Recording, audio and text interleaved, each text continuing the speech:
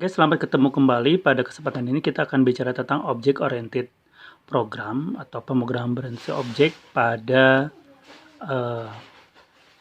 Python. Jadi sebelumnya kita tahu bahwa Object Oriented itu bagaimana kita memperlihatkan dan memodelkan sebuah sistem sebagai kumpulan atau interaksi atau realisasi antar objek. Nah, di dalam objek oriented itu prinsipnya ada abstraksi, enkapsulasi, modularity, dan hierarki. Abstraksi artinya bagaimana kita menggambarkan hal-hal yang penting, aspek-aspek penting di dalam sebuah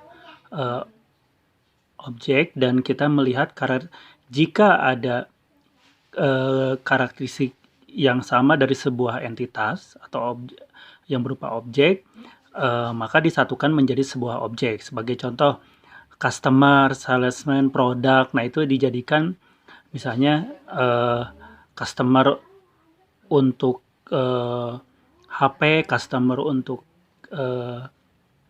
bidang yang lainnya disatukan sebagai customer. Enkapsulasi artinya membungkus. Jadi sebuah objek itu dibungkus menjadi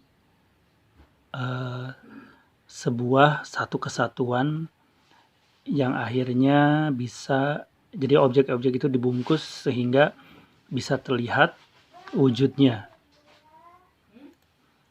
Nah, kalau modularity dari sebuah order processing contohnya menjadi order entry, order fulfillment, dan billing. Tapi kalau hierarki itu dari atas ke bawah, aset bisa terdiri dari bank account, security, dan real estate, dan yang lainnya.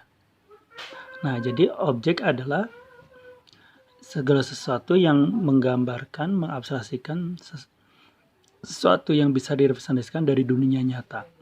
Contohnya ada masyarakat, pekerjaan, lokasi, orang, bagian, dan yang lainnya.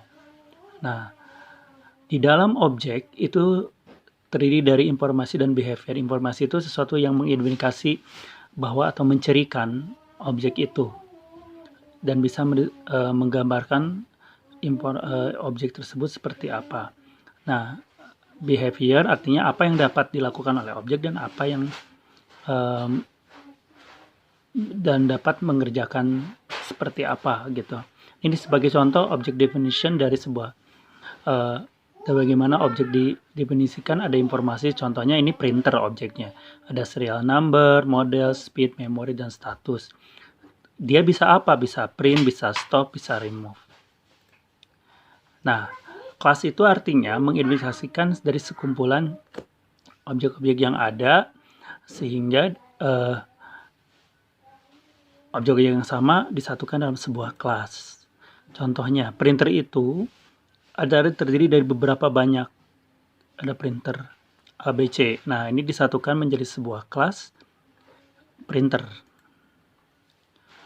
Nah, sedangkan atribut artinya properti yang dapat menggambarkan objek tersebut, menggambarkan kelas tersebut.